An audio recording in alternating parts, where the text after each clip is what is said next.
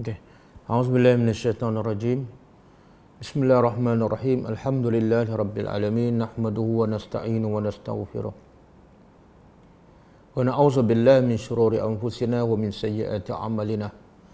Man yahdihillahu fala mudilla lahu wa man yudlil fala hadiya lahu. Asyhadu an la ilaha illallah wahdahu la syarika lah wa asyhadu anna Muhammadan abduhu wa rasuluh. Subhanaka la ilma lana illa ma 'allamtana innaka antal alimul hakim. Allahumma 'allimna ma yanfa'una wanfa'na bima 'allamtana wa zidna ilma. Allahumma ati anfusana taqwaha wa zakkiha anta khairu man zakkaha. Anta waliyuha wa maulaha. Rabbi yassir wa la tu'assir, Rabbi tammi bil khair, amma ba'du. Ya, alhamdulillah berjumpa lagi kita dalam kelas online. InsyaAllah pada pagi ini kita sambung tadabbur surah Ibrahim. Kita berhenti ayat lepas, ayat yang ke-9. Surah Ibrahim. InsyaAllah hari ini kita sambung ayat ke-10. Jadi sebelum kita sambung, cuba tengok apa dia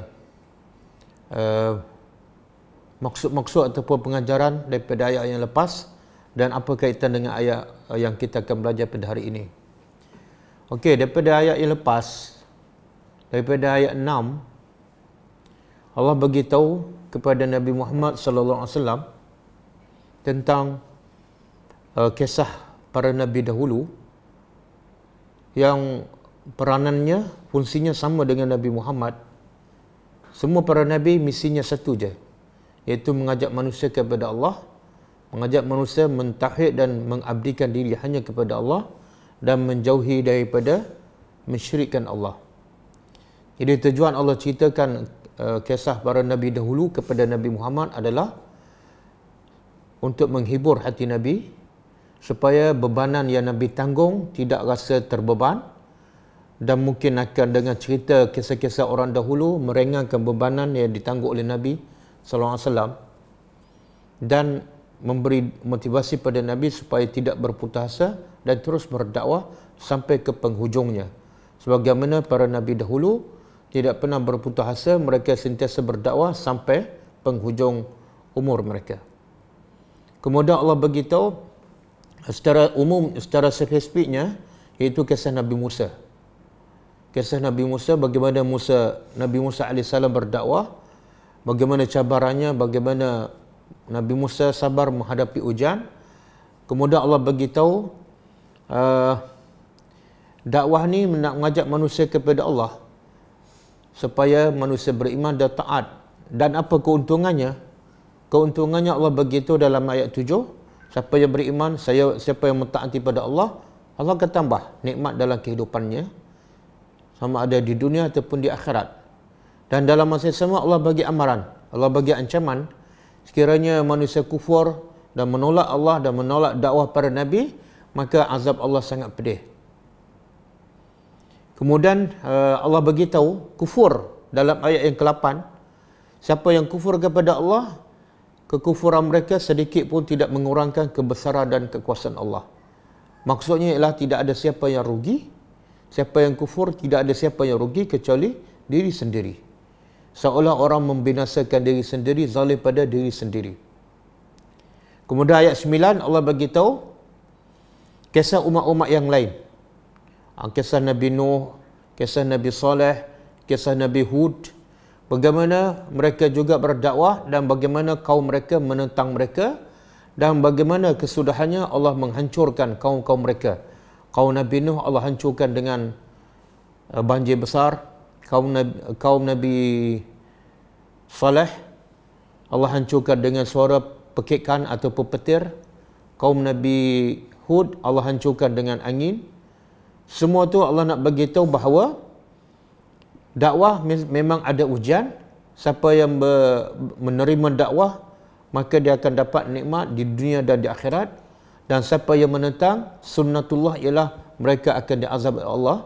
Kalau tidak di dunia, mereka akan diazab di akhirat. Mana kesudahannya sangat berat dan sangat buruk. Okey. Kemudian Allah begitu juga macam mana sikap kaum umat-umat terdahulu terhadap para nabi mereka.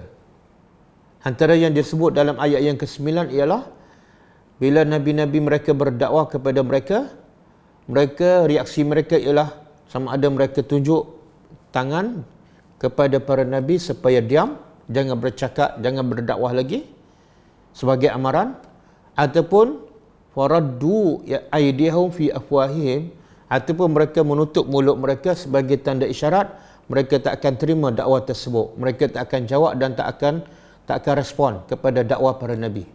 Itu antara bentuk ujian yang dihadapi oleh para nabi dahulu, dan itu juga dihadapi oleh nabi kita sallallahu alaihi wasallam semasa berdakwah di Mekah dan di Madinah. Dan di hujung ayat 9 Allah beritahu mereka sebenarnya itu adalah sebagai tanda, isyarat itu sebagai tanda mereka kufur, mereka ingkar kepada risalah yang dibawa oleh para nabi, dan mereka mendakwa di hujung ayat 9, a'udzubillahi minasyaitonir rajim, wa inna lafi syakkin, sesungguhnya kami tolak dakwah kamu semua ni sebab kami lafi syakkin, pasti dalam syak, ragu-ragu terhadap apa yang kamu ajak kami kepada dakwah ataupun kepada mentauhidkan Allah. Kami ragu-ragu, sebab tu kami tak terima. Jadi sekarang antara hujah orang yang tak beriman ialah mereka tak percaya ataupun ragu-ragu terhadap mesej dakwah yang dibawa oleh para nabi. Jadi persoalan dia, betul tak mereka ragu? Betul tak mereka tak yakin dengan dakwah yang dibawa oleh para nabi dahulu? Soalannya betul ataupun tidak, ataupun mereka hanya berpura-pura. Betul tak betul, kita tengok ayat seterusnya.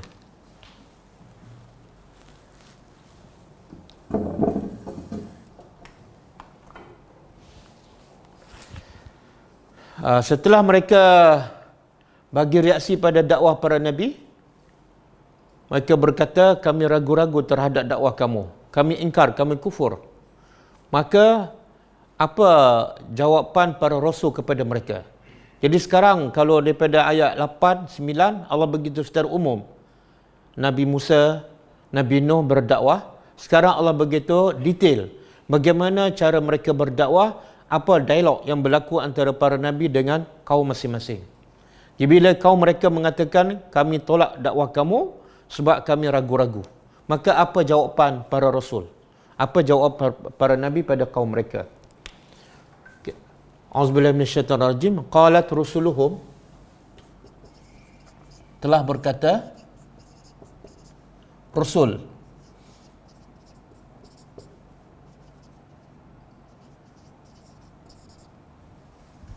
telah berkata rasul-rasul mereka. Bila kaum mereka kata kami ragu-ragu terhadap dakwah kamu, maka rasul pun tanya soalan. Tanya soalan ni bukan nak jawapan, tapi sebagai isyarat keraguan kamu tu sebenarnya tak sepatut. Makna para nabi nak mengingkari keraguan kaum mereka. Keraguan kamu tu tidak ada asas. Kenapa? Kata para rasul, afillah, apakah patut pada Allah? Pada Allah ni maksud dia, adakah patut pada kewujudan Allah? Jadi adakah patut kepada kewujudan Allah? Syakun, ada keraguan. Jadi satu, adakah patut kamu ragu terhadap kewujudan Allah? Dan juga maksud dia, adakah patut kamu ragu terhadap ketuhanan Allah yang dia saja yang layak disembah? Adakah patut? Kenapa tak patut? Kenapa tak patut? Syak ni ragu-ragu. Para nabi bagi hujah. Para nabi, ini cara kita berdakwah lah. Kalau orang ragu-ragu terhadap Tuhan, ini cara kita menjawab. Jadi adakah patut kamu ragu terhadap Tuhan, kewujudan dia dan juga kelayakan dia untuk disembah? Sedangkan Tuhan tu fatiris samawat. Fatiri, pencipta langit-langit, wal ard, dan bumi. Jadi para nabi nak jawab kepada keraguan kaum mereka dengan hujah akal. Dengan hujah akal. Sebab ayat-ayat Allah mereka tolak, maka para nabi pergi pada hujah akal. Macam mana kamu boleh ragu pada Tuhan yang dia saja layak disembah, sedangkan dia pencipta langit dan bumi? Jadi kalau tidak ada Tuhan, macam mana langit boleh tercipta? Adakah logik? Adakah masuk akal? Langit boleh tercipta dengan tersendiri? Kalau rumah yang ada tiang pun tak masuk akal. Dia boleh terbina, tercipta dengan sendiri. Tak masuk akal. Itu kalau rumah ada tiang. Ini langit yang 7 lapis, yang begitu besar, begitu tinggi, tanpa satu tiang pun. Kemudian berlaku proses pergerakan setiap saat. Dengan mataharinya, dengan bulannya, dengan bintangnya, dengan pertukaran siang dan malam. Adakah masuk akal dia bergerak secara semula jadi? Maka logik akalnya tak masuk akal. Dan sebenarnya orang kafir, dia tetap beriman. Dia tetap beriman bahawa langit ini ada pencipta. Bumi ada pencipta. Hujan ada Tuhan yang menurunkan. Mereka beriman, mereka yakin. Bukan mereka ragu. Sebab tu banyak ayat dalam Al-Quran, bila ditanya pada mereka siapa yang mencipta langit dan bumi, mereka spontan jawab Allah. Menunjukkan mereka yakin. Siapa yang menurunkan hujan, mereka jawab la yaqulunna Allah. Siapa yang mencipta kamu, mereka akan jawab, dalam Quran disebut, mereka akan jawab Allah. Makna jawapan mereka menunjukkan mereka yakin. Jadi di mana keraguan tu? Cuba buka surah Luqman ayat 25.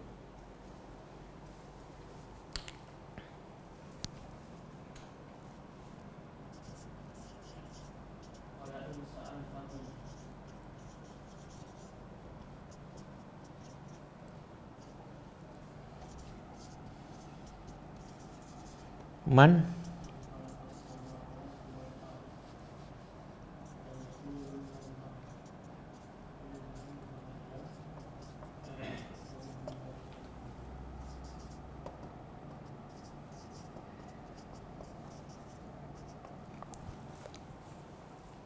la yaqulunna Allah. Kemudian qul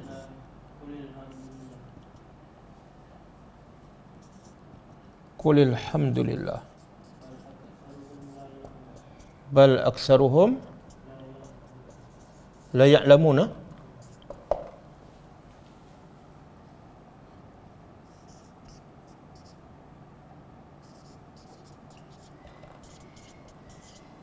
Okey, tengok Allah rakam keyakinan orang kafir terhadap Allah.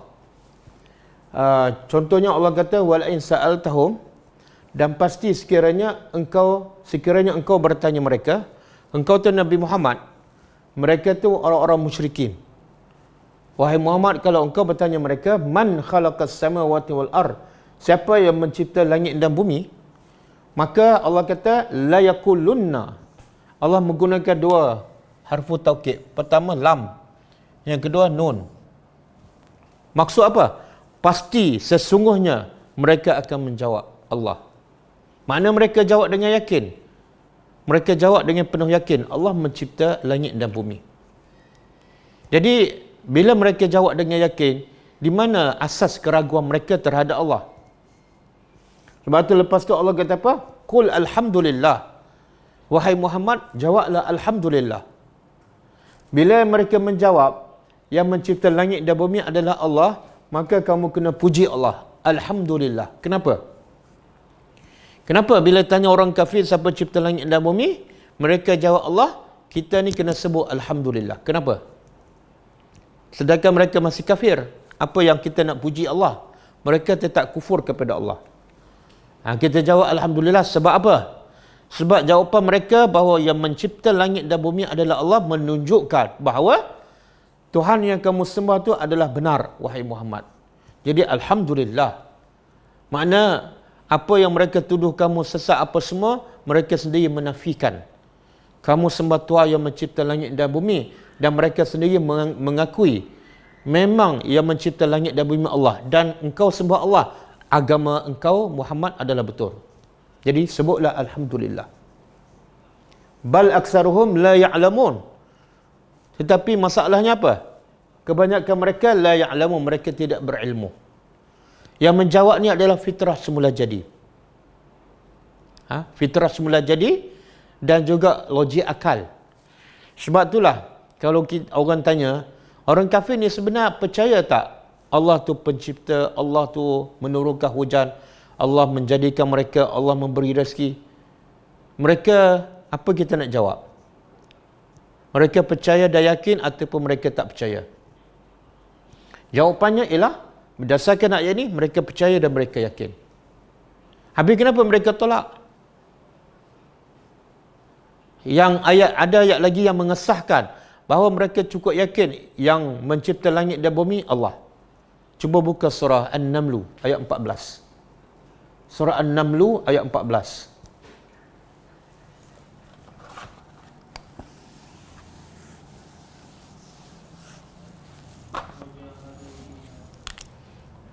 Wajah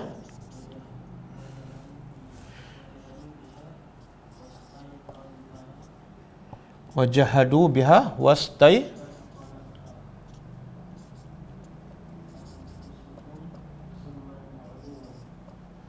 wastaiqanatha am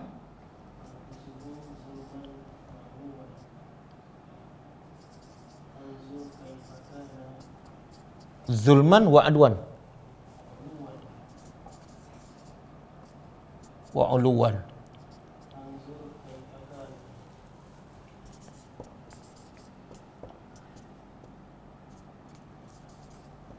Kaifa kana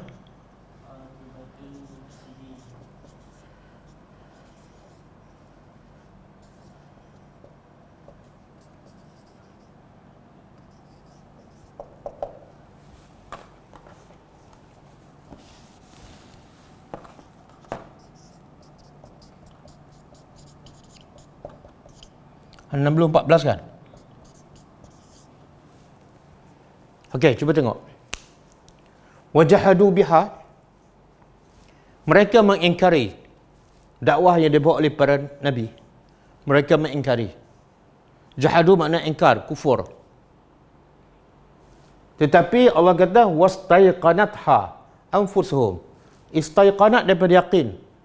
Tetapi anfusuhum, jiwa mereka, hati mereka istaiqanat, yakin. Habis yang ingkar tu siapa? Mulut mereka. Yang ingkarnya perbuatan mereka. Tapi hati mereka Allah kata anfusuhum istaiqanat, yakin. Ini fitrah, fitrah semula jadi. Kemudian kenapa? Kenapa hati yakin tapi mulut menolak? Mulut cakap Allah menurunkan hujan, Allah mencipta langit, tapi anggota badan dia bukan sembah Tuhan yang hebat tu, tapi sembah Tuhan yang dia cipta, iaitu patung berhala. Kenapa? Allah bagi tahu sebab zulman, kerana zalim pada diri sendiri. Wa uluwan, dan kerana sombong. Uluwan ni dia rasa dia hebat, dia rasa dia kuat. Jadi semua orang kafir menolak dakwah para nabi, menentang Allah, kufur kepada Allah, bukan sebab tak yakin pada Allah, tapi sebab zulman wa uluwan, sombong, ego. Samalah orang Islam. Orang Islam bila tanya siapa Tuhan? Allah. Tapi ada yang tak solat. Siapa Tuhan? Allah. Tapi ada yang tak puasa. Ada yang masih mengumpat, tapi mulut tu cakap Allah hebat. Allah melihat tak? Ya. Allah mendengar tak? Ya. Tapi dia ingkar juga. Sebab apa? Zulman wa uluwan. Okey?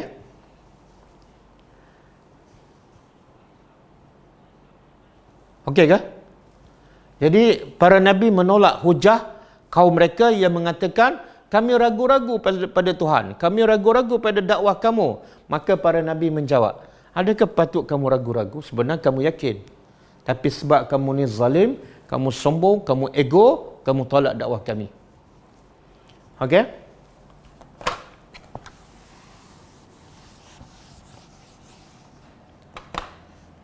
Fatir, Allah sebut sini Fatir. Fatir makna dia apa? mencipta dari tiada,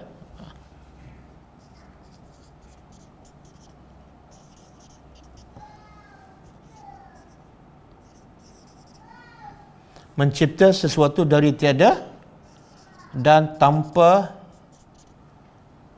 contoh sebelumnya. Ini mana fatir. Allah kadang-kadang Allah guna fatir, kadang-kadang Allah guna khaliq. Khalaqas samawati wal ard. Fatara al khalq.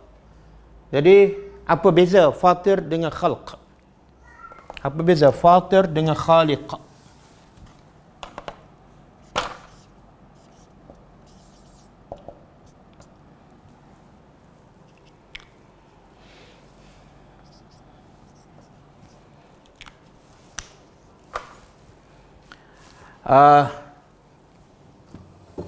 Kata ahli lughah, ahli bahasa, fatir dengan khaliq asalnya sama. Kalau fatir mencipta sesuatu daripada tiada dan tanpa contoh sebelumnya, Allah cipta langit, sebelum tu tak ada apa-apa pun, bukan satu benda bertukar pada benda yang lain. Yang kedua, tidak ada contoh pun langit. Sebelum Allah cipta langit, Allah ada contoh atau plan, model untuk ditiru. Tak. Itu mana fatir. Khaliq pun makna dia sama. Allah mencipta sesuatu daripada tiada kepada ada dan tanpa contoh. Cuma yang membezakan, kata ulama, fatir ni khas untuk Allah. Tapi khaliq kadang-kadang khaliq dalam Al-Quran diguna juga untuk manusia. Sebab khaliq selain pada makna ni ada satu lagi. Plus dia apa dia? Menukar.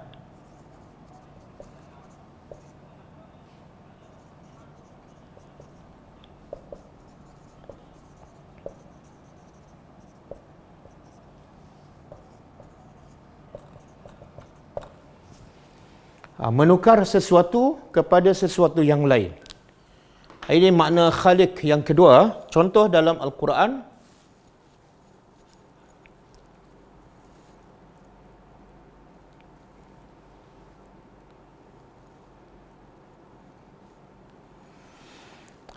surah Al-Ma'idah ayat 110. Surah Al-Ma'idah ayat 110. Ayat ni panjang ya. Wa iz, saya ambil ni je.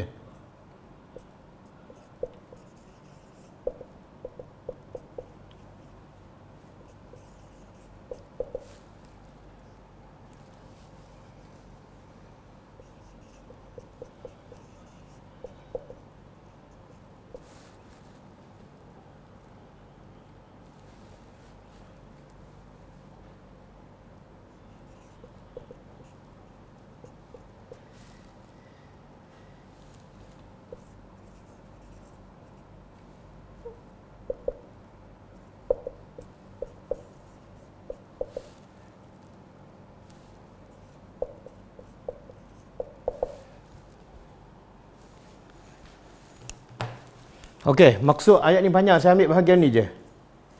Yang mana khaliq ni bermaksud yang kedua, iaitu menukar sesuatu kepada sesuatu yang lain. Bukan mencipta daripada tiada. Contoh Allah kata, ini berkenaan dengan Nabi Isa, mukjizat Nabi Isa. Wa iz takhluqu minat tini kahay'atit tayr.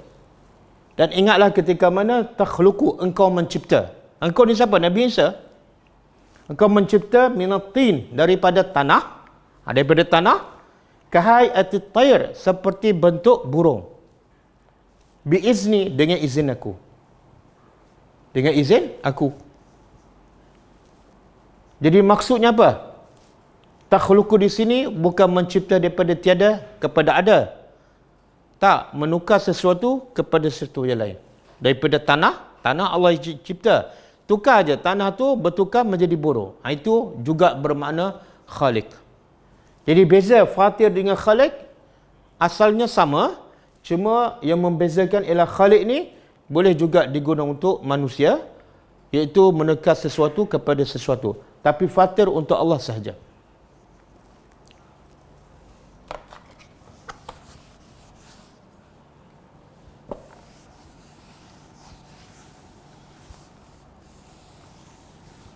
Okey. Jadi Allah, para nabi, para rasul menjawab pada kaum mereka, adakah patut kamu syak ragu-ragu pada Allah sedangkan dia mencipta langit dan bumi? Kemudian yad'ukum, dia pula mengajak kamu.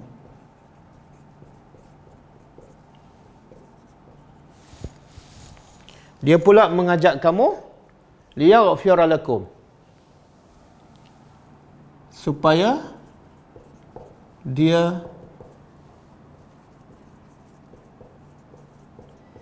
mengampunkan bagi kamu.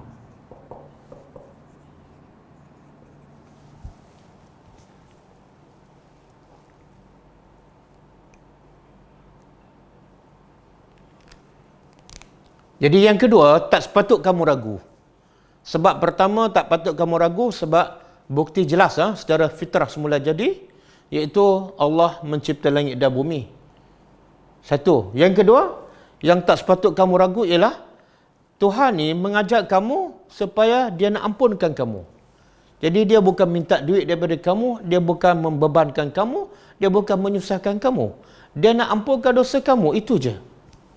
Logiknya, bila kita buat salah, orang nak maafkan kita, orang nak ampunkan dosa kita, sepatut kita terima ke ataupun kita lawan dia?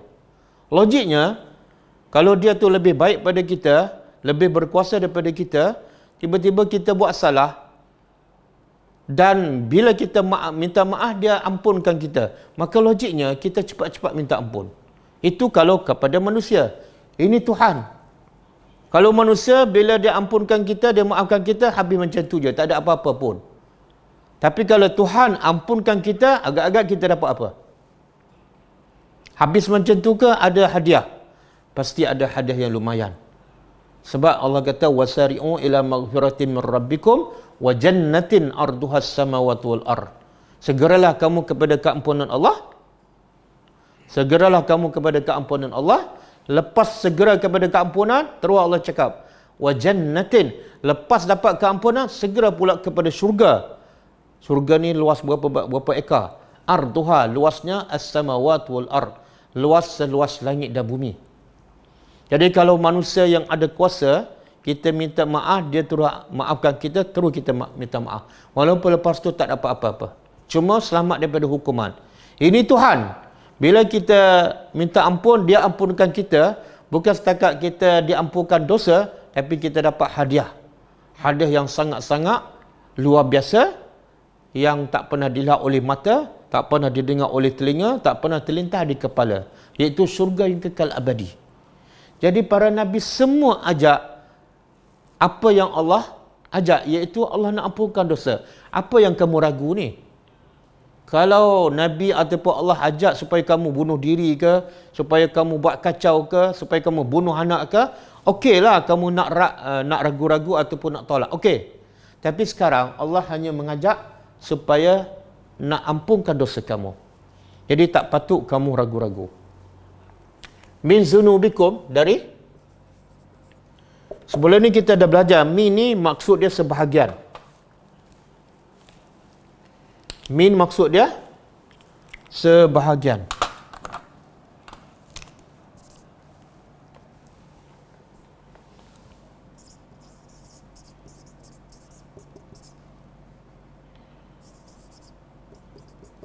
Zunub, dosa.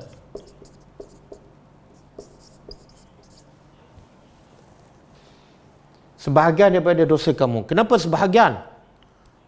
Kata Syekh Al-Maraghi dalam tafsir Al-Maraghi, dia kata sebab Allah akan ampunkan dosa yang berkaitan dengan Allah sahaja. Adapun dosa yang berkaitan dengan manusia, dengan makhluk, Allah tak akan ampunkan. Sehinggalah makhluk tu memaafkan kita. Sebab tu Allah kata min zunubikum. Adapun kamu mengumpat orang, kamu ambil hak orang, itu kamu kena minta maaf dengan dia. Aku ampunkan hanya dosa kamu dengan aku. Okey? Kemudian, kalau orang tanya, takkanlah kita beriman dengan Allah dapat keampunan je? Kalau nak dapat syurga itu kat dunia kan? Itu di akhirat besok. Kat dunia kita apa dapat? Selain daripada keampunan, apa kita dapat?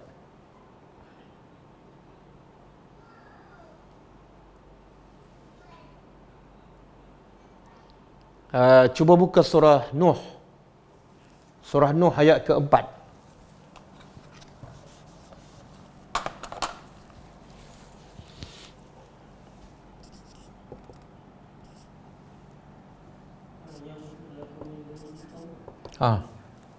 Ayat berapa? Tapi sebelum tu ada ya qaumi inni lakum nazirun mubin. Ayat 3 kan? 2. Kemudian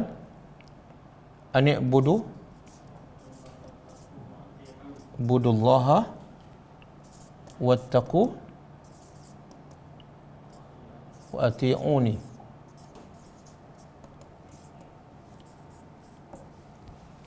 Tengok semua mesej dakwah para nabi, para rasul sama je. Apa dia? Sebagaimana dirakam dalam surah Nuh berkenaan dengan dakwah Nabi Nuh. Kata Nabi Nuh, qala ya qaumi, wahai kaum aku, inni lakum nazirun mubin. Sesungguhnya aku ni untuk kamu adalah nazirun mubin.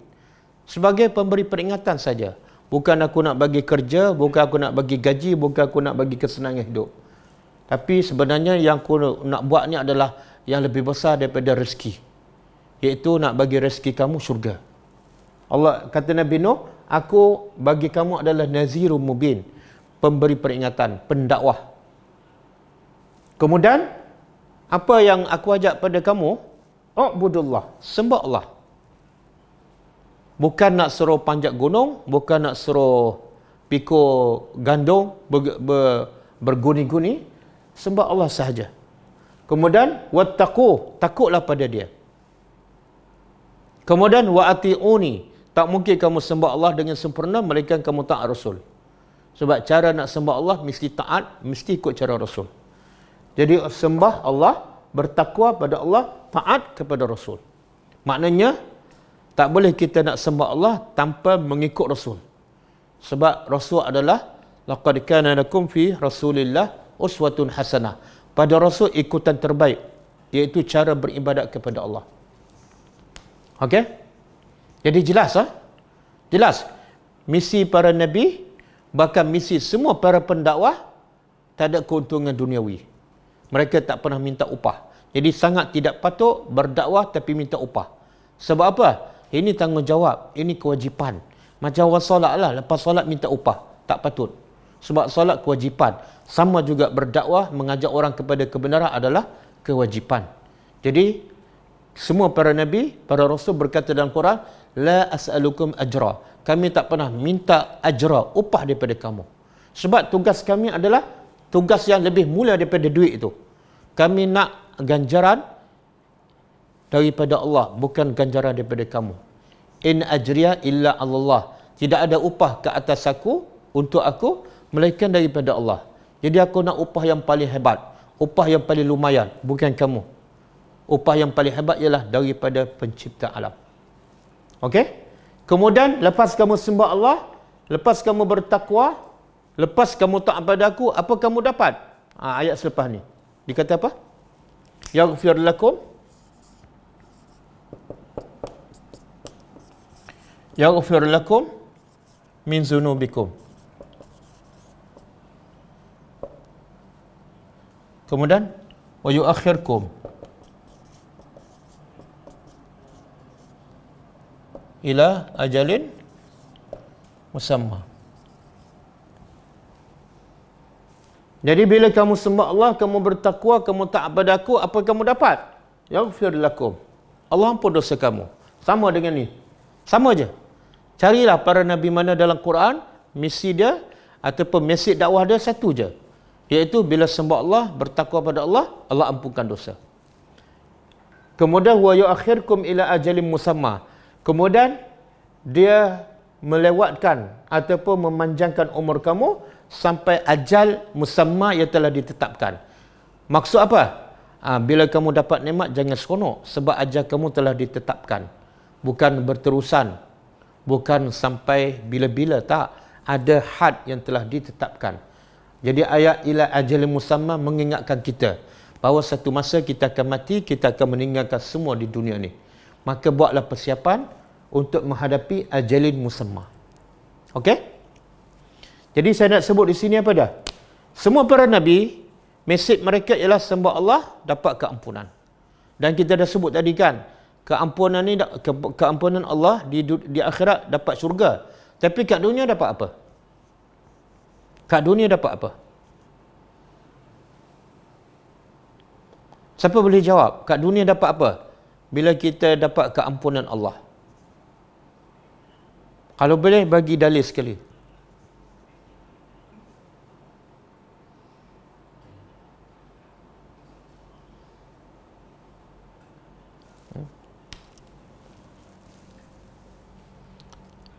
Al-maghfirah.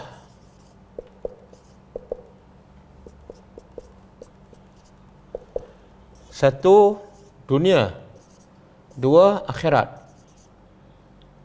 Fil akhirah.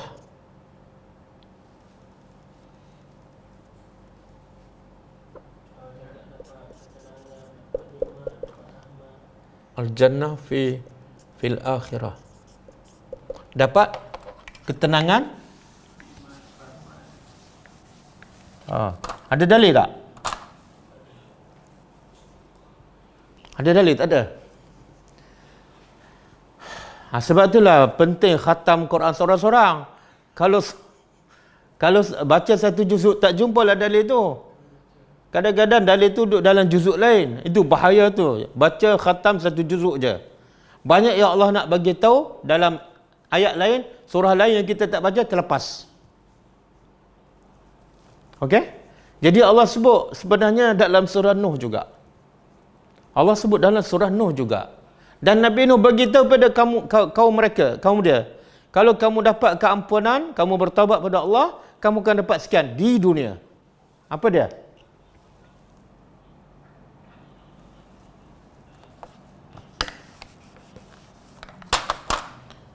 Syurga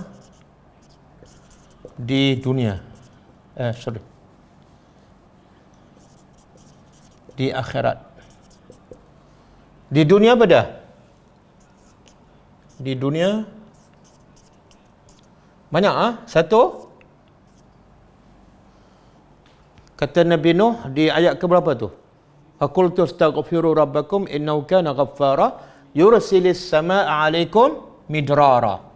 Di dunia hujan.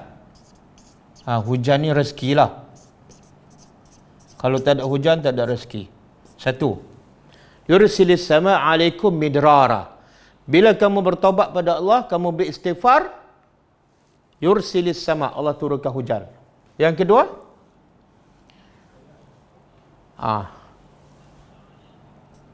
apa dia? Wa yumdidkum bi amwalin, harta. Yang ketiga, anak-anak, wa banin, anak-anak. Yang keempat, wa yaj'al lakum jannatin, kebun-kebun. Lagi, wa anhara, sungai-sungai mengalir.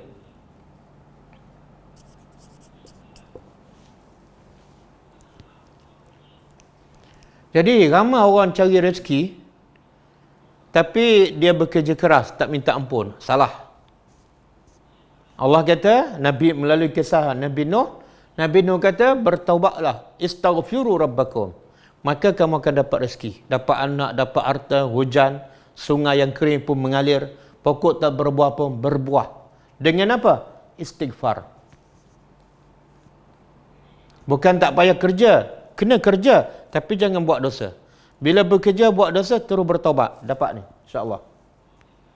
Berapa ramai yang bekerja tapi rezeki sempit.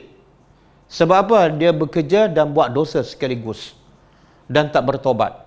Berapa ramai yang kerja, rezeki dia melimpah tapi tak pernah puas. Dadanya sempit, sentiasa tamak dan kedekut. Makna sebenarnya sebab dosa dia. Sebab itulah rezeki ni kadang-kadang bukan duit banyak, bukan rumah besar. Kadang-kadang rezeki ni ketenangan.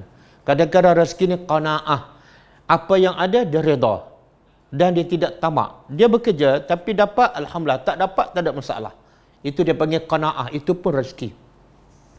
Bahkan ulama kata antara rezeki yang paling mahal yang ramai manusia tak ada. Bukan duit, bukan anak, bukan harta. Tapi rezekinya ialah sifat qanaah. Bila tak ada qanaah, jiwa dia tak tenang sebab tak pernah rasa puas. Sentiasa nak, sentiasa tamak. Kadang-kadang hak orang pun nak juga. Okey? Tengok nilai keampunan, besarnya keampunan. Hujan, rezeki, harta, anak, sungai. Sebab itulah manusia paling celaka siapa? Manusia paling celaka.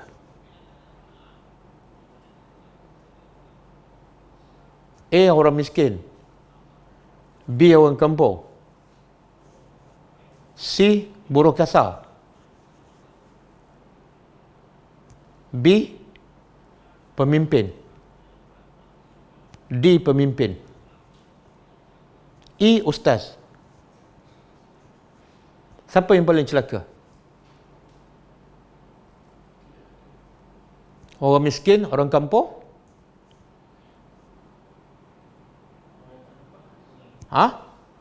Orang yang tak dapat keampunan Allah. Bahkan Jibril berkenaan dengan bulan Ramadan, Jibril berdoa, celakalah orang yang berlalu sebulan Ramadan, bukan sebab dia tak dapat makan, bukan sebab dia tak dapat bersahur, tak, sebab dia tak dapat keampunan Allah. Celakalah. Sehingga Nabi kata, amin, perkenankanlah, memang patut celaka. Ini yang menakutkan. Ramai orang dapat apa-apa di bulan Ramadan. Tapi satu benda yang mencelakakannya, iaitu bila dia tak dapat keampunan Allah. Makan ada, keluarga ada, selamat daripada COVID-19, sihat walafiat, tapi dia tetap celaka. Kenapa? Sebab dia tak diampunkan dosa. Sebab tu tawaran paling mahal sepanjang masa dan dakwah yang dibawa oleh para Nabi sepanjang masa, dan tawaran yang paling mahal di bulan Ramadan ialah keampunan. Siapa mendirikan bulan Ramadan, puasa bulan Ramadan, dia ampunkan dosa. Siapa mendirikan malam Ramadan, dia ampunkan dosa. Siapa mendirikan malam Al-Qadar, dia ampunkan dosa. Dan siapa tak dapat keampunan, celakalah dia. Nabi ni orang yang lembut. Nabi ni akhlak yang paling mulia. Suka memaafkan. Bahasa Nabi pun lembut. Tapi dalam bab ni, bahasa Nabi keras. Celaka. Kepada siapa ni? Ni yang tak dapat keampunan. Itulah mesej dakwah para Nabi. Supaya semua manusia diampunkan oleh Allah. Jadi tidak ada guna kita hidup. Tidak ada guna kita selamat daripada COVID-19. Tidak ada guna PKP diangkat. Tapi kita keluar dalam keadaan tidak diampunkan dosa. Sebab kita memang didoa oleh Jibril dan diaminkan oleh Nabi dan diterima oleh Allah, iaitu celakalah. Okey? Jadi nilai keampunan sangat besar, bukan sedikit.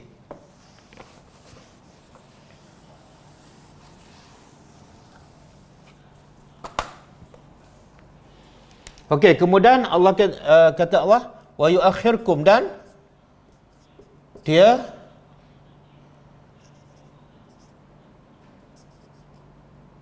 memanjangkan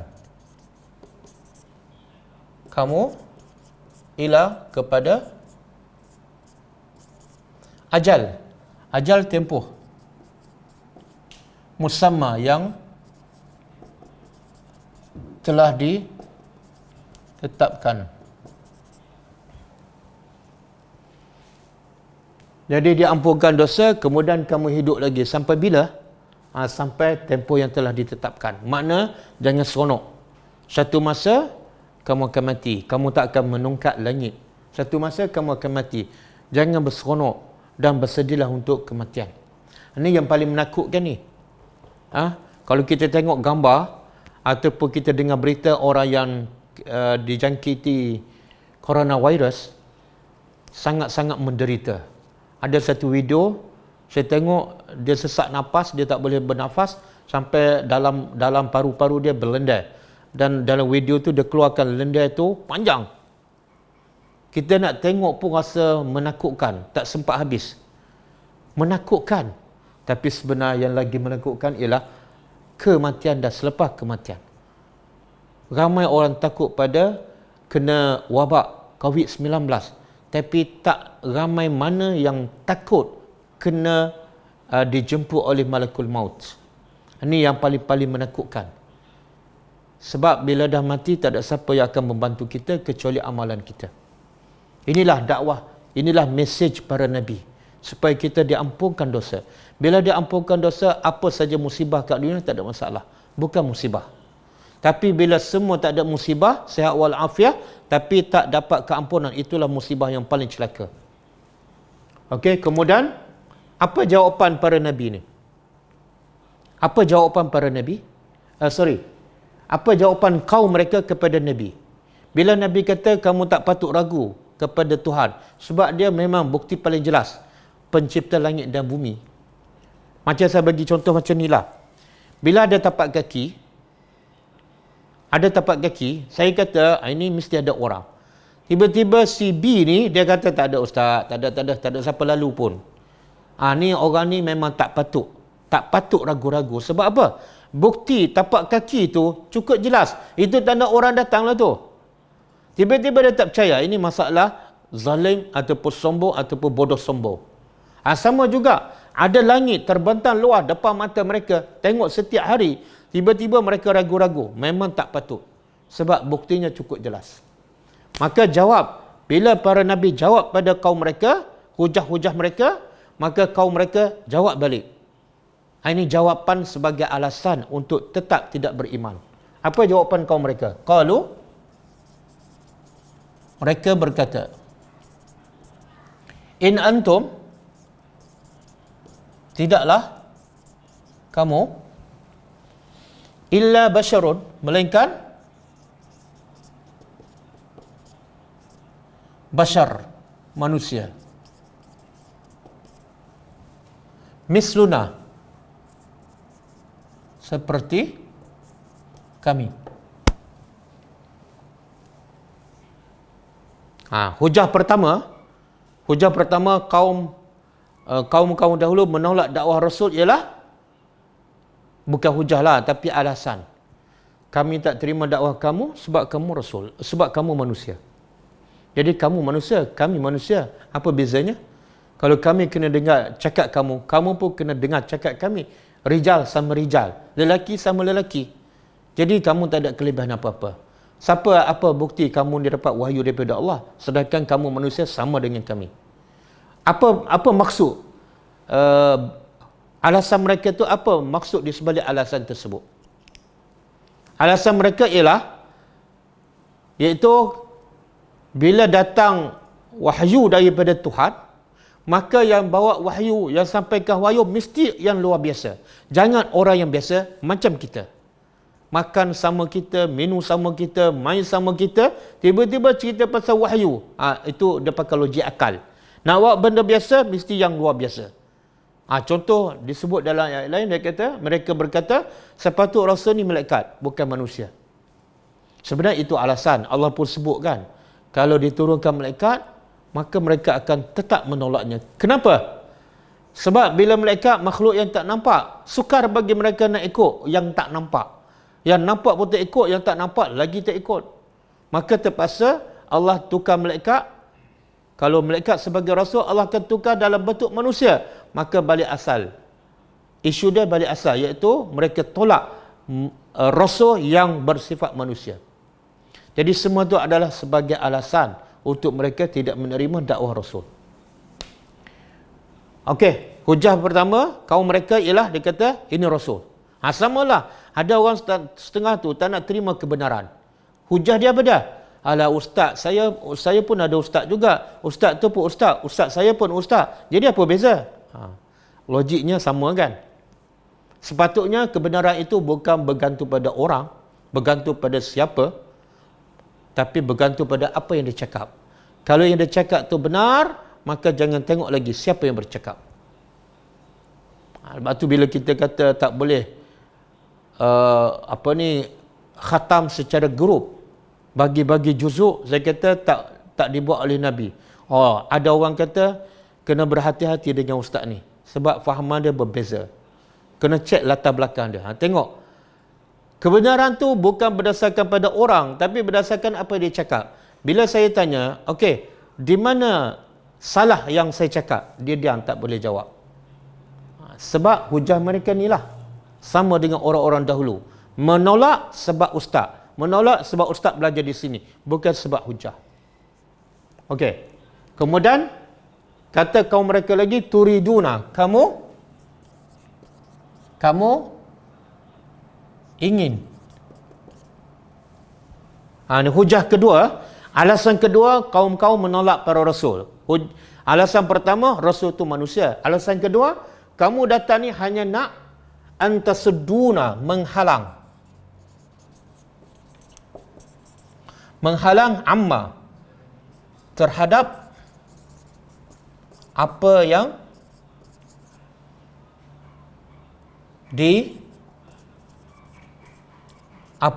telah disembah oleh abauna, bapa-bapa kami. Tengok, sama je jawapan. Alasan kedua mereka tolak dakwah para rasul pada. Dia kata rasul-rasul datang ni tak ada kerja lain, iaitu nak buang amalan kami yang lama. Amalan ni kami dah buat ber-7 keturunan. Tak ada siapa tegur pun. Tiba-tiba rasul datang kata salah. Itulah kerja Nabi. Itulah kerja para rasul. Sebab tu kami tolak. Kenapa ni? Kenapa? Kenapa itu alasan mereka? Sebab fitrah manusia ni, bila yang bapa dia buat, dia rasa mesti baik. Mesti betul. Sebab bapa. Mana ada bapa mengajar ajaran yang salah kepada anak. Jadi bila bapa tu dah buat, kemudian bapa kepada bapa dia atuk kepada atuk dia sampai 7 keturunan buat, maka masuk dalam kepala dia mesti betul. Tak mungkin salah. Mana ada bapa nak menjahanamkan anak kan?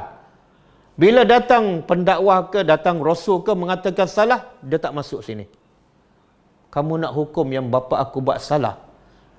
Tak, kamu yang salah. Sebab kamu bawa benda baru. Yang bapa aku buat ni dah lama, beratus tahun. Tak mungkin salah. Kalau salah, mesti ada orang tegur. Kalau salah, bapa aku tak akan buat. Apakah logik akal? Yang kedua, sebab kedua, alasan mereka ialah secara semula jadi, fitrah semula jadi. Anak-anak ni, anak ke cucu, memang sayang pada bapa dia. Bila salah satu tanda sayang ialah mereka nak teruskan amalan bapa dia. Tengoklah dalam masyarakat kita kan, kadang-kadang anak tu, kita tengok dia amalkan zikir. Kita tanya zikir daripada mana? Ini saya ambil daripada bapa saya. Dia pun tunjuk buku kuning tu. Berkoyak dah. Dia simpan daripada bapa dia. Bila tanya, buku tu sumbernya daripada mana? Tak tahu. Tapi bapa saya buat. Bapa saya pun ambil daripada atuk saya. Oh, dia cukup sayang bapa dan keturunan dia. Salah satu tanda sayang, mereka nak teruskan amalan bapa tu. Walaupun mereka tak faham apa-apa dan tak tahu sumber. Ini penyakit ni. Ni Allah nak bagi tu penyakit masyarakat. Alasan kedua tolak kebenaran, ini amalan turun temurun. Ini amalan masyarakat kami dah lama. Jangan buat kacau. Cuba buka surah Al-Baqarah ayat 170. 170.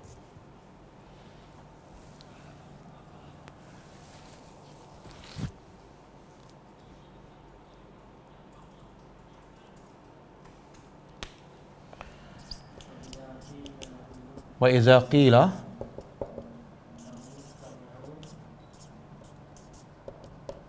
tabi'u ma anzalallah qalu bal nattabi'u ma alfayna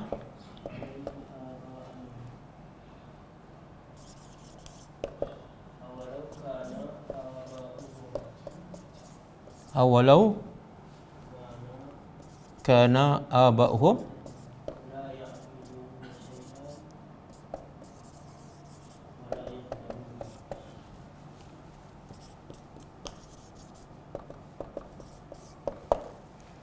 Tengok ayat Allah nak tempelak. Allah nak tempelak manusia yang tak guna akal.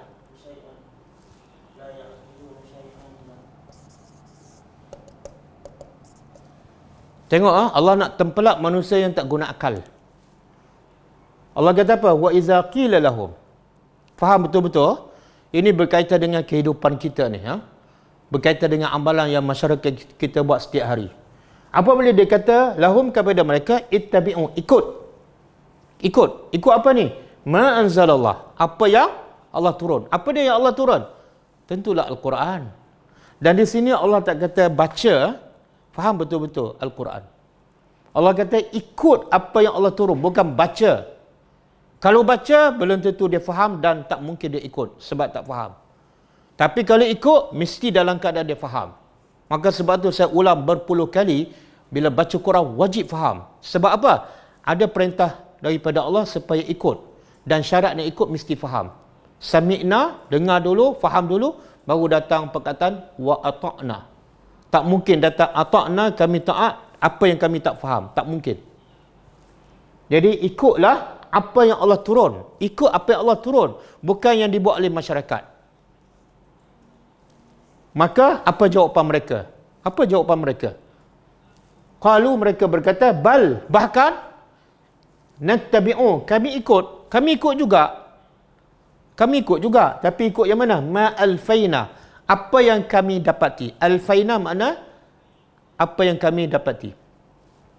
Alaihi, ke atasnya, aba'ana, sama ni, aba'una. Ini pun aba'ana. Kami ikut apa yang kami dapati yang ke atasnya telah dilakukan oleh nenek moyang kami. Bapa kami, atuk kami, 7 keturunan. Kami ikut juga. Cuma kami ikut yang nenek moyang kami. Maka Allah tempelak. Awalau kana aba'uhum. Walaupun adalah bapa-bapa mereka, nenek moyang mereka, la yaqiluna syai'an, tak berakal sedikit pun, kamu nak ikut juga. Allah kata, bapa-bapa mereka tu buat amalan tanpa berpandukan pada wahyu. Makna bila tak pandu pada wahyu, tak berakal. Tak berakal, makna dia ikut nafsu. Orang yang berakal, ialah dia ikut apa yang pencipta dia buat. Bukan yang orang. Bila ikut orang, tak berakal. Kenapa? Orang tu sama dengan dia. Mesti nak beribadat, kena ikut pencipta. Apa yang disebut oleh pencipta. Bukan oleh makhluk. Jadi Allah kata, Allah tempelak. Walaupun bapa-bapa kamu, la yaqilun, tak faham apa-apa pun. Wala yahtadun, dan tidak mendapat hidayat. Kenapa nak ikut juga? Jadi, dalam ayat ni, Al-Baqarah ayat 170, apa mesej Allah nak sampaikan? Apa mesej dalam ayat ni? Boleh tak sama-sama kita fikir? Allah nak puji ke? Allah nak cela ke? Allah nak tegur ke? Allah nak bagi motivasi ke?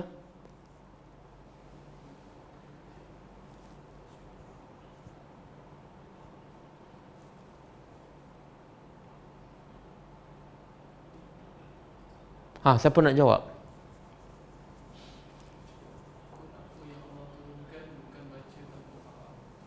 Ikut apa yang Allah satu, ikut bukan baca tanpa faham, kan? Okey, satu. Tapi yang tu yang kecil, ada yang lebih besar lagi yang Allah nak sampaikan.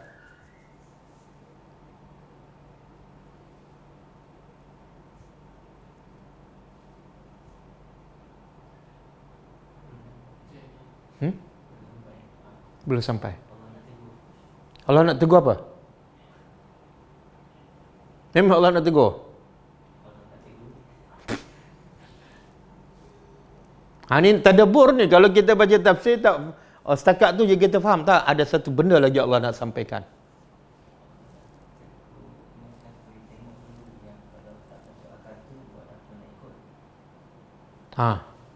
Itu jawapan dah hampir betul lah.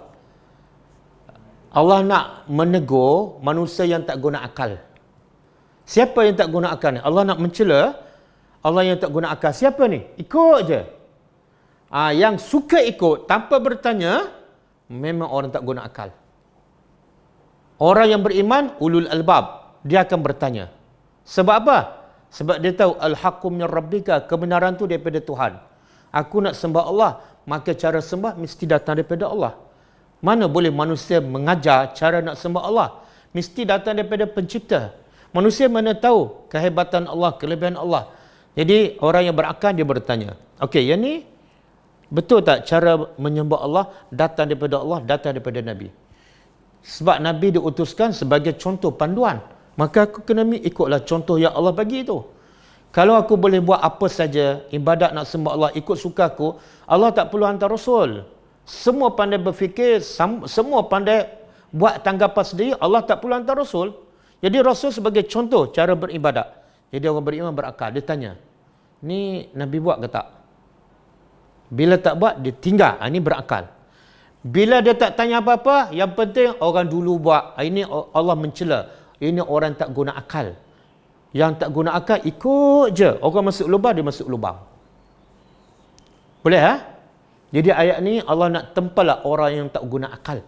Bahkan Allah kata, nenek moyang kamu la yaqilun. Takkanlah kamu nak jadi macam mereka. Okey, mereka tak faham. Mereka tak ada Quran. Mereka tak tahu Al-Quran. Okey, dimaafkan. Tapi sekarang kamu ada Al-Quran. Kamu jumpa dah hadis-hadis sahih. Kamu tahu mana yang Nabi buat, mana yang Nabi tak buat. Sekarang kamu berakal dan pilih yang terbaik.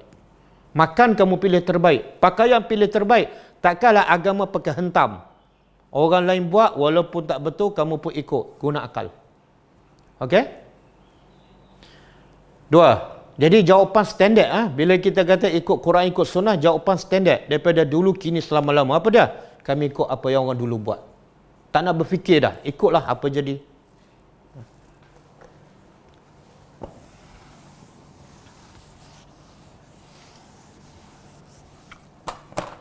Kemudian, yang ketiga, alasan ketiga, kaum ni untuk menolak dakwah Rasul ialah faktu, mereka mencabar. Faktu, maka bawa, datanglah bisultanin, dengan sultan ni asalnya kuasa. Maksud di sini ialah bukti. Sebab bukti ni dia boleh menguasai, boleh mempengaruhi. Sama dengan sultan yang ada kuasa lah, dia boleh mempengaruhi. Maka di sini Allah guna perkataan sultan, iaitu dengan bukti. Mubin, yang jelas.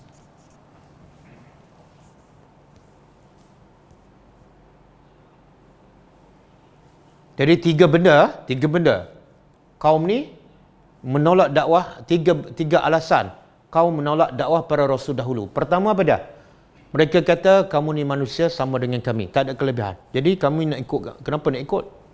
Yang kedua, kamu datang ni tak ada kerja lain je, nak suruh kami berhenti apa yang nenek moyang kami buat. Jadi jangan buat huru hara, jangan buat kacau bilau, jangan pecah belah masyarakat. Yang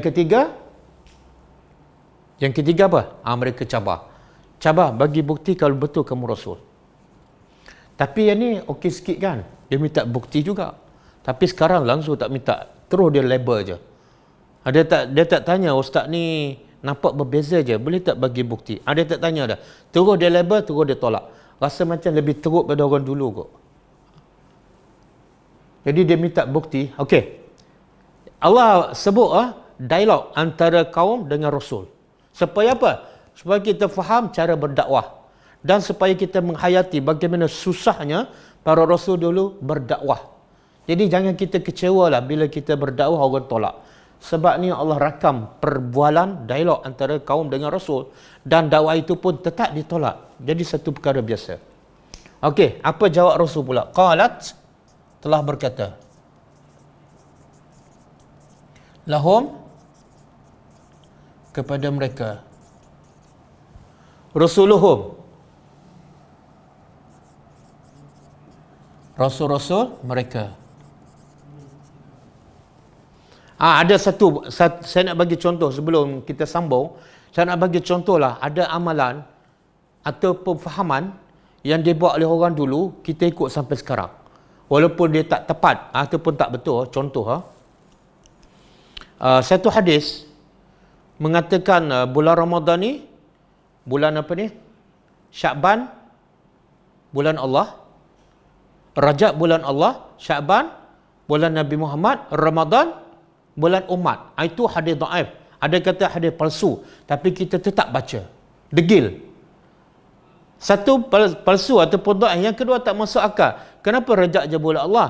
Kenapa Sya'ban je bulan Nabi Muhammad? Dan Ramadan pula bulan lagi baik, bukan bulan Allah, bukan bulan Nabi, bulan umat pula. Tak masuk akal. Tapi orang kita, ustaz kita terus baca. Yang kedua, dia kata awal Ramadan, rahmat kan? Tengah Ramadan, keampunan. Di akhir Ramadan, dibebaskan daripada neraka. Pun hadis dhaif. Hadis dhaif. Tapi orang kita terima, orang kita dengar, ustaz kita terus dendangkan. Satu hadis dhaif, yang kedua bercanggah dengan hadis sahih. Apa hadis sahih? Nabi kata setiap malam Allah akan bebaskan hambanya daripada neraka. Hadis sahih. Setiap malam bercanggah dengan hadis tadi yang mengatakan 10 akhir Ramadan dibebaskan. Tengok, bila salah dia mesti bercanggah. Mesti bercanggah. Tapi orang kita terus baca. Sepatutnya bulan Ramadan ni setiap hari, setiap saat rahmat Allah. Setiap hari, setiap saat keampunan Allah. Mana ada keampunan di tengah-tengah Ramadan je? Kalau orang tu mati awal Ramadan, nanya dia. Sebab apa tak sempat sampai tengah? Ataupun dia mati, dia tak pergi, dia tak puasa ke di awal Ramadan. Dia puasa di akhir Ramadan. Tak dapat rahmat. Sebab rahmat dah terlepas. Tak betul. Tapi orang kita akan terus baca. Cakap apa pun, dia kata, alah, kalau ustaz cakap mesti betul. Lagi pula ni dah lama dah. Itu contoh. Maka Rasul mereka akan menjawab, in nahnu, tidaklah kami, illa bashar, melainkan bashar, manusia, mislukum, seperti kamu.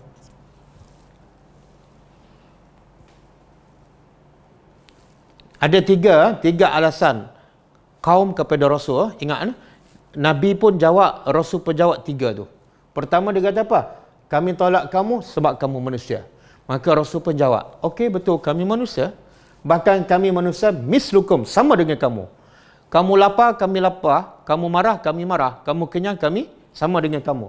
Habis yang membezakan apa dia? Ni. Walakin, akan tetapi, Allah yamunnu. Yamunnu makna menganugerahkan.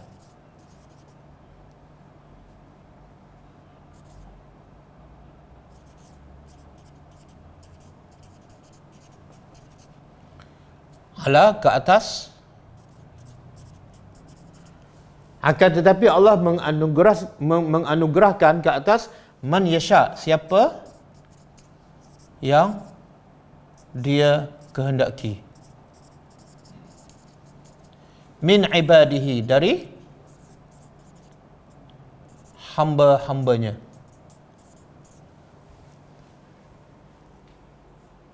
Okey? Dia kata apa? Rasul jawab apa? Kamu kata kami manusia, sebab tu kamu tak nak ikut kan? Okey, kami akui.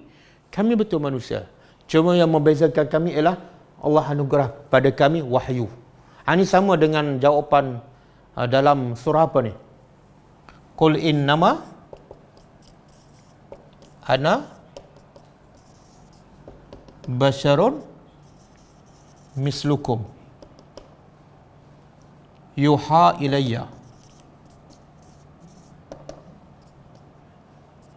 Kan? Ini surah apa ni? Qul innama ana basyarun mislukum yuha ilayya. Surah apa ni?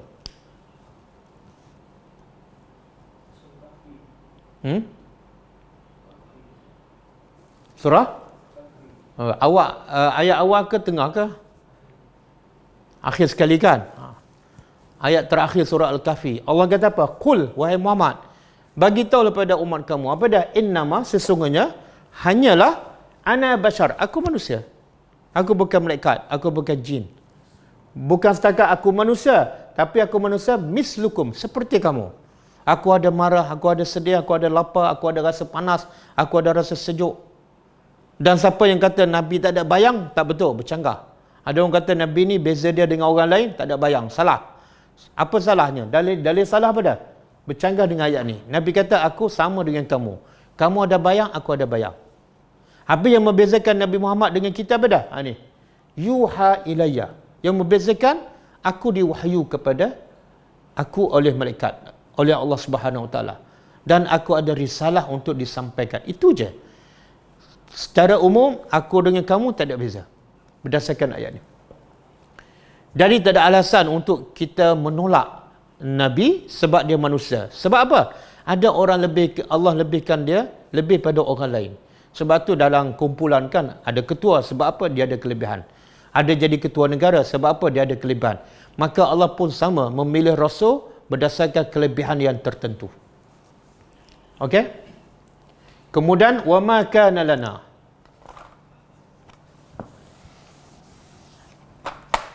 Wa ma kana lana,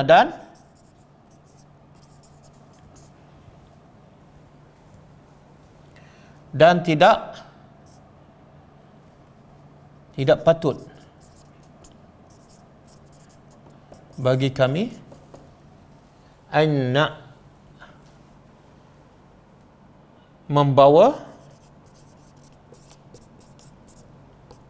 kepada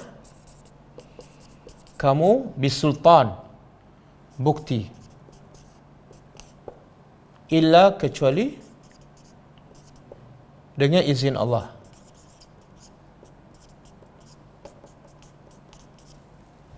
Ini jawapan untuk alasan ketiga ni.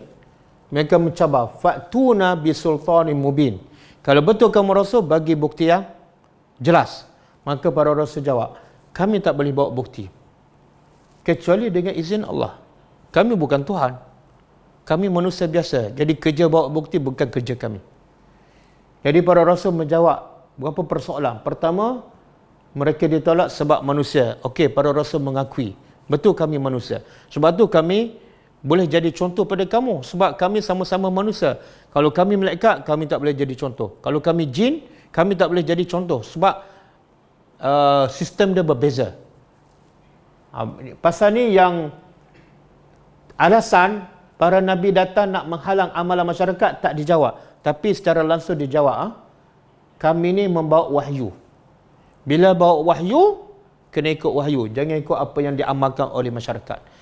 Logik akalnya, antara wahyu daripada Allah dengan yang diamal oleh manusia yang mungkin sumbernya nafsu, maka logik akal kata wahyu yang paling betul. Pasti wahyu betul. Dan nafsu mungkin betul, mungkin salah. Kemudian dari segi bukti, Rasul berkata, bukti kami tak boleh bawa. Sebab kami bukan Tuhan, kami manusia. Bukti kerja Tuhan. Kemudian kata para Rasul, wa'alallah, dan hanya kepada Allah falyatawakkal, maka hendaklah bertawakal, berserah al-mu'minun, orang-orang yang beriman. Okey. Apa kaitan hujung ayat ni dengan cerita sebelum tu? Cerita sebelum tu ialah dialog, dakwah antara para nabi, para rasul dengan kaum mereka. Nabi jawab, kaum dia jawab balikkan. Last sekali, para rasul berkata, kami hanya berserah pada Allah. Apa kaitan? Kaitannya ialah, bila dakwah dah disampaikan, mesejnya jelas, kaumnya mereka tetap menolak. Maka kerja Nabi ketika itu apa dah? Mereka pasti akan ditentang, mereka mesti akan diazab, mereka pasti akan diseksa. Maka kewajipan para rasul dan orang beriman ialah serah pada Allah. Bila serah pada Allah, selamat. Jangan cari perlindungan kepada manusia. Dakwah mesti ada ujian. Bila ada ujian, balik pada Tuhan. Semuanya akan selamat. Sebab itulah macam kisah Nabi Yunus kan. Bila dia merajuk, kaum dia menolak, dia tak serah pada Allah, dia pergi ke laut kan. Akhirnya Allah hukum dia. sebab dia tidak bertawakal kepada Allah ketika itu. Dan contoh pula para Nabi yang bertawakal pada Allah, Nabi Ibrahim, bila berdakwah, kaum dia tolak. Sehingga kaum dia tangkap dia, ikat dia, kemudian campak dalam api. Dia berserah pada Allah, selamat. Nabi Muhammad berdakwah dan dihalau oleh kaum dia. Dan dikejar oleh kaum dia sampai ke Gua Sur, 3 hari 3 malam. Selamat, sebab dia bertawakal pada Allah. Jadi orang yang berserah pada Allah hanya orang beriman. Bila kita berserah pada orang, berserah pada material, kita tak beriman kepada Allah dan kita tak akan selamat. Tidak ada siapa yang boleh selamatkan manusia melainkan Allah. Maka berserahlah kepada Allah Subhanahu Wa Taala sekiranya kita beriman. Okey. Jadi dua ayat hari ini Allah nak menceritakan bagaimana dialog ataupun dakwah yang berlaku antara para rasul dan juga kaum mereka. Bila mereka berhujah, dijawab oleh kaum mereka dan Nabi pula jawab. Ini sebenarnya Allah nak mengajar kita. Kalau kita yakin dakwah itu kerja terbaik, belajarlah daripada Al-Quran. Bila belajar daripada Quran, dakwah tak diterima pun bagi kita tidak masalah. Sebab kerja kita bukan memastikan orang beriman, tapi kerja kita memastikan mesej dakwah sampai. Bila dah sampai, selesai tugas kita. Walaupun tak ada siapa yang ikut. Jadi pengajaran untuk kita, apa dia? Pengajaran untuk kita. Dan kalau kita kajikan Quran daripada surah Fatihah sampai surah An-Nas, cerita dakwah je. Cerita mengajak orang sebab Allah. Cerita mengajak manusia supaya jangan syirik pada Allah. Cerita dakwah je. Jadi amat tidak patut siapa baca Quran, khatam berkali-kali tapi tak buat kerja dakwah. Macam orang baca buku matematik sampai 3 kali khatam tapi jahil matematik. Orang belajar sains, 3 orang guru, 3 buah buku, tapi jahil sains. Sangat tidak patut. Orang baca Quran, 3 kali khatam, 30 kali khatam, tapi tak buat kerja dakwah. Sedangkan cerita Quran, cerita dakwah. Cerita Quran ialah mengajak manusia kepada mentauhidkan Allah dan tidak mensyirik. Tapi dia tengok orang syirik tak buat apa-apa. Mulut baca Quran. Mana tak selari apa yang dia baca dengan amalannya. Jadi bila kita baca Quran, tengoklah makna, dan bila tengok makna, laksanakan. Sebab kemuliaan manusia ialah bila kita beramal dengan Al-Quran.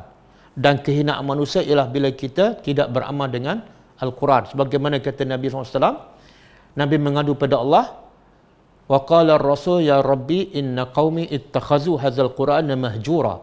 Nabi mengadu pada Tuhan, wahai Tuhan, kaum aku, umat aku menjadikan Quran sebagai bahan yang ditinggalkan. Kata Ibn Qayyim, bahan yang ditinggalkan sama ada dia tak baca langsung, ataupun dia baca tapi tak faham, ataupun dia baca dia faham tapi tak amal. Orang macam ni tetap mengabaikan Al-Quran. Walaupun dia menghafal tapi dia tak faham, dia tak amal, maka dia termasuk orang yang mengabaikan Al-Quran yang Nabi mengadu kepada Allah Subhanahu Wa Taala. Okey. Kau baca.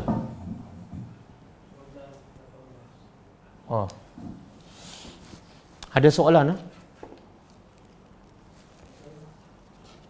maksud bebas dari neraka sedangkan tak ada siapa lagi masuk neraka? Apa maksud bebas daripada neraka? Sedangkan tak ada siapa lagi masuk neraka. Tak, bebas daripada neraka maksudnya bebas orang yang akan sepatutnya masuk neraka. Memanglah tak ada siapa masuk neraka. Contohlah, orang tu dihukum masuk penjara, dia belum masuk lagi, tapi kita dah boleh berdoa, ya Allah bebaskan dia daripada masuk penjara. Maksudnya tak jadi masuklah. Maksudnya tak jadi masuk neraka. Sebab tu ada orang tanya soalan, patut tak kita berdoa macam tu, ya Allah jadikan aku orang yang dibebaskan daripada masuk neraka, sedangkan kita belum masuk lagi. Sama juga kita berdoa, ya Allah selamatkan aku daripada neraka. Kenapa nak selamat? Belum masuk lagi. Dah masuk baru doa. Mana tak salah doa tu, iaitu untuk akan datang.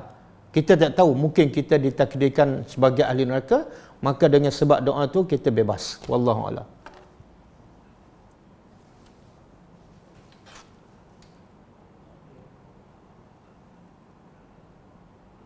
Ada soalan lagi?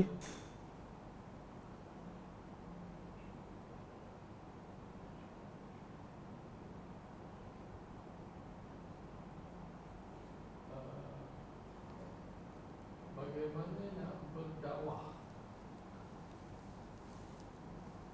Bagaimana nak berdakwah?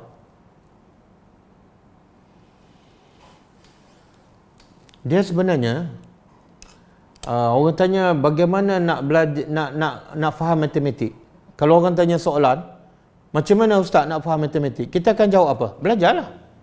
Belajar matematik daripada buku dia. Orang tanya bagaimana nak faham sains? Belajarlah sains daripada buku sains. Jadi Quran ni adalah buku kitab dakwah, kitab huda petunjuk. Jadi kalau tanya soalan bagaimana nak berdakwah, belajarlah dalam Quran. Semua ada dalam Quran. Cara berdakwah termasuklah cara, bukan saja para nabi, orang biasa pun ada. Allah rakamkan dalam Quran cara orang biasa berdakwah. Contoh seperti kisah lelaki dalam surah Yasin. Dia bukan nabi, bukan ulama, hanya orang biasa, rajulun. Jadi Allah sebut cara dia berdakwah. Daripada kampung yang jauh di luar kota berjalan. Mana dakwah ni kena ada kesungguhan, kena ikhlas, jangan mengharapkan upah. Sebab kerja dakwah balasannya bukan kat dunia, balasannya bukan wang ringgit, tapi balasannya lebih mahal daripada dunia, iaitu syurga kekal abadi. Kemudian bila dia pergi, jangan mencela orang, jangan mengutuk orang, jangan menghina orang walaupun orang itu kafir. Sebab tu ayat pertama yang disebut oleh pendakwah ni dalam surah Yasin, wa ma liyala a'budul ladzi fatarani wa ilaihi turja'un. Kenapa? Tengok bahasa dia. Kenapa aku tak boleh sembah Tuhan yang cipta aku? Dia nak bagi tahu kaum tu tak sembah Tuhan. Mana tak patutlah tak sembah Tuhan yang cipta mereka. Sebaliknya sembah berhala. Tapi dia tak guna bahasa, kenapa kamu tak sembah Tuhan yang cipta kamu? Sebab bila sebut kamu tu macam menghina mereka, macam merendahkan mereka. Dan itu boleh menyebabkan mereka tak nak dengar dakwah. Tapi dia sebut diri dia. Kenapa aku wa ma liyala a'budul ladzi fatarani? Kenapa aku tak boleh sembah Tuhan yang cipta aku? Cara tu membuka minda orang yang menyembah berhala. Dan dia tak tuding jari pada orang, dia tuding jari pada dirinya. Kenapa aku tak boleh sembah Tuhan yang mencipta aku? Logik tak? Jadi yang aku sembah tu logik, masuk akal. Sebab apa? Aku sembah yang mencipta aku. Kemudian dia kata wa ilahi turja'un, dan kepada Tuhan yang cipta aku itulah semua kamu akan dikembali pada Allah. Lepas tu baru dia kembali pada orang yang dia nak dakwah. Ingat, kamu semua akan mati dan kamu semua akan dikembali kepada Allah yang mencipta kita semua. Itu antara bentuk dakwah. Dan sebab itulah akhirnya lelaki itu apa yang dia dapat? Setelah dia berdakwah, datang daripada Aqsal Madinah, hujung bandar, di luar bandar, berjalan kaki, bersungguh-sungguh berdakwah. Apa dia dapat? Tak ada seorang pun beriman, duit dah lah tak dapat. Seorang pun tak beriman, tapi dia dapat apa? Allah kata, waqila dukhulil jannah. Masuklah syurga. Ini matlamat pendakwah. Bukan orang beriman, bukan dapat upah, bukan dapat pangkat, bukan terkenal. Tapi waqila dukhulil jannah. Bila kita letak syurga matlamat kita, maka kita nak jadi orang yang paling mulia, iaitu pendakwah. Tengok, baru berdakwah, mati masuk syurga. Ada lagi kerja lebih mulia daripada itu? Tak ada. Jadi, bila kita nak jadi orang mulia, bila kita nak dapat syurga, kena jadi pendakwah. Bila nak jadi pendakwah, kita tak ada pilihan. Bacalah Quran satu persatu. Saya cukup yakin, kalau kita faham ayat Quran satu persatu, kita akan jumpa daripada surah Fatihah sampai surah An-Nahl, cerita dakwah je. Dan cara berdakwah, tujuan berdakwah, apa kelebihan berdakwah, semua ada. Jadi kalau nak sebut satu persatu tak cukup. Tadabburlah Al-Quran, ayat demi ayat, surah demi surah, juzuk demi juzuk. Maka dia akan menjadikan kita pendakwah yang hebat. Sebab tu kita tengok ada yang revert kan. Yang Cina ke India ke, baru je revert setahun, 2 tahun, 3 tahun, tapi jadi pendakwah yang hebat. Apa yang menjadikan mereka hebat? Quran. Macam contoh Firdaus Wong, dia boleh sebut, boleh quote ayat Quran. Surah sekian, ayat sekian. Quran menjadikan dia pendakwah hebat. Jadi soalan tadi, macam mana nak jadi pendakwah, bagaimana nak berdakwah, baliklah pada Al-Quran. Bacalah terjemahan, tadabbur Al-Quran satu persatu. Wallahu a'lam. Bagaimana pula dengan kata-kata hikmah daripada ulama-ulama terkenal seperti Ibnu Qayyim dan Allamah Ibnu Jarir, contohnya mereka bukan daripada hadis. Bolehkah kita kongsi ilmu dan beramal dengan kata-kata? Okey, boleh tak kita ambil kata-kata ulama sebagai panduan, sebagai motivasi untuk kita buat kebaikan. Tak salah. Tak salah. Sebab apa? Bila Allah kata al-haqqu min rabbika, kebenaran tu adalah daripada Allah, maka apa yang benar semuanya sumber daripada Allah, walaupun dia keluar daripada mulut ulama. Bila betul, ia adalah dari asalnya daripada Allah Subhanahu Wa Taala. Percayalah. Ibn Qayyim ke siapa-siapa ulama yang keluar kata-kata yang berdas ni, semua dihuraikan daripada Al-Quran. Siapa yang tak ada Quran, dia tak boleh keluar kata-kata yang hebat.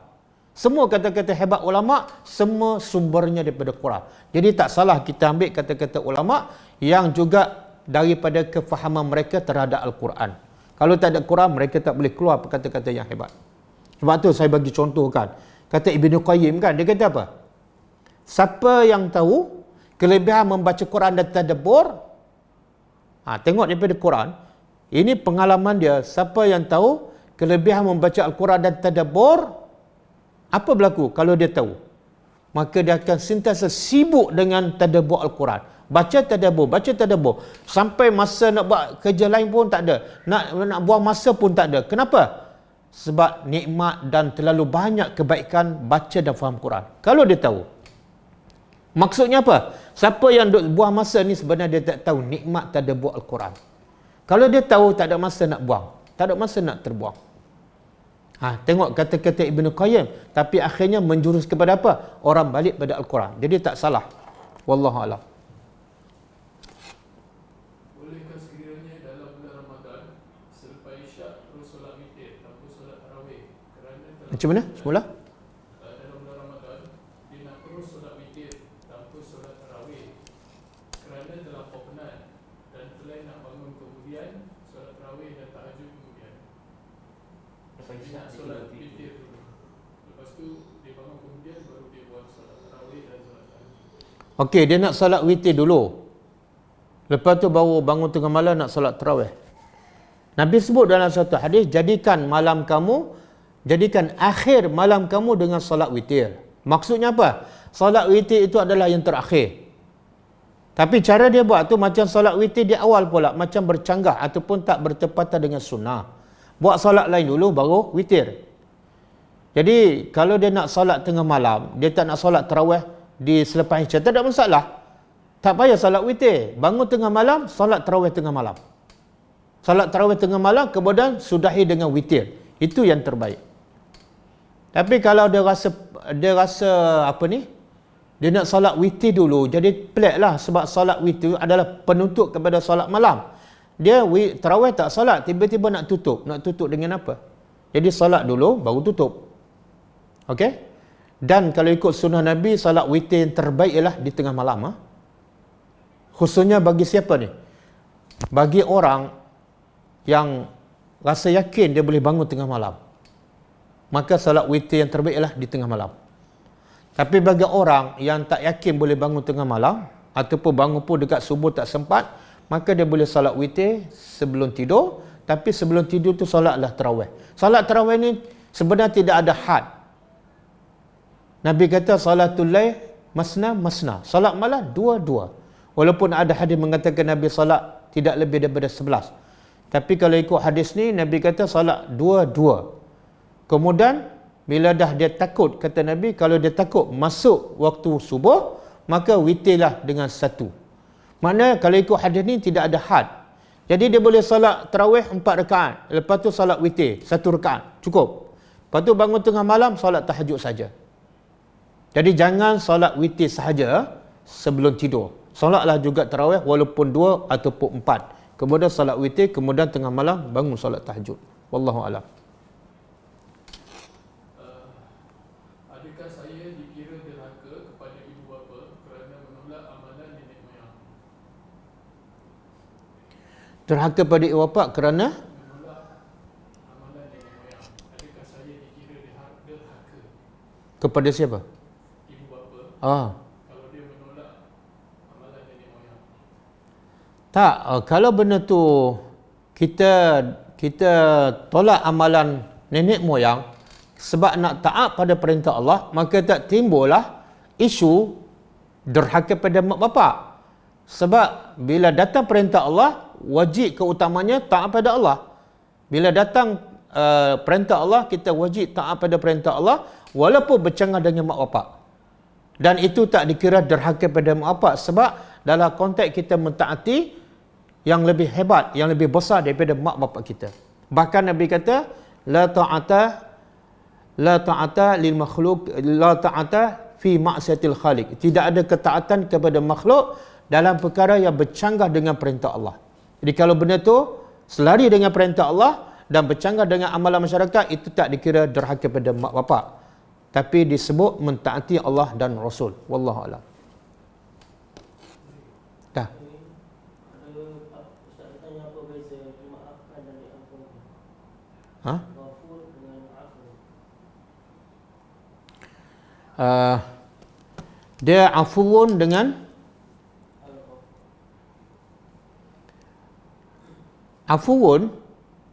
afuun dengan maghfirah.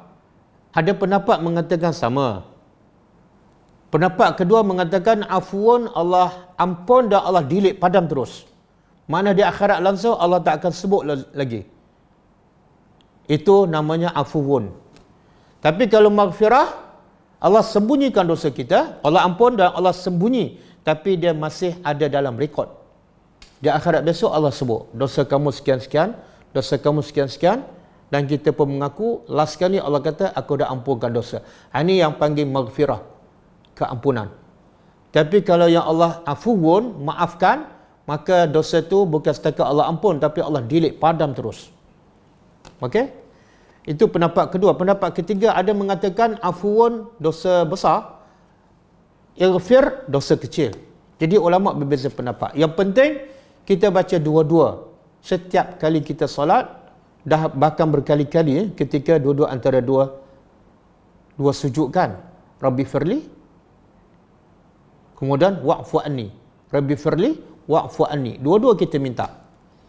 Dan yang paling utama yang mana? Afuun. Sebab tu bila Aisyah bertanya kepada Nabi, apa doa terbaik, apa patut aku buat bila malam tu kebetulan Lailatul Qadar? Yang Nabi ajar doa minta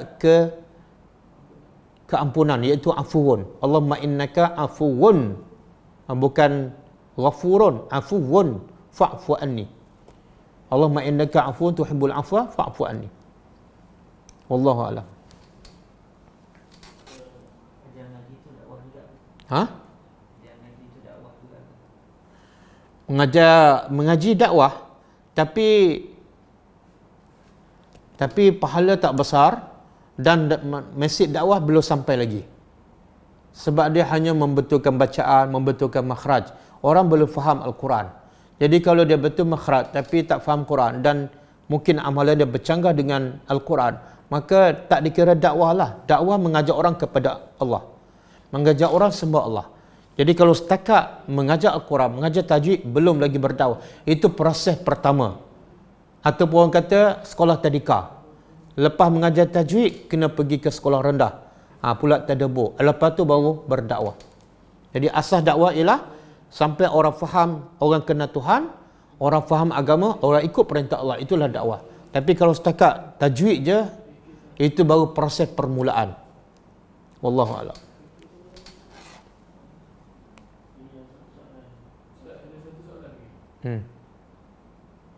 Tadabbur pun kena berguru juga ke ustaz? Dia tak ada benda yang tak ada guru. Tak ada satu pun subjek ataupun ilmu yang kita boleh belajar tanpa guru. Kalau matematik pun kena berguru, sains pun kena berguru, maka Quran lebih besar dan lebih bernilai daripada matematik. Maka kena berguru. Nabi Muhammad pun berguru dengan Jibril. Maka tadabbur kena berguru. Ada ayat kita boleh baca dan kita faham, tapi tak semua ayat. Kadang-kadang kita faham selapis. Dalam ayat tu banyak lagi pengajaran, banyak lagi hukum kita tak dapatkan. Maka kena belajar. Jadi kena berguru.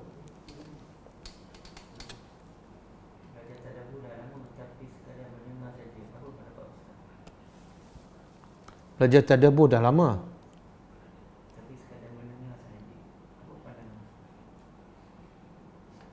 Dia Allah sebut dalam surah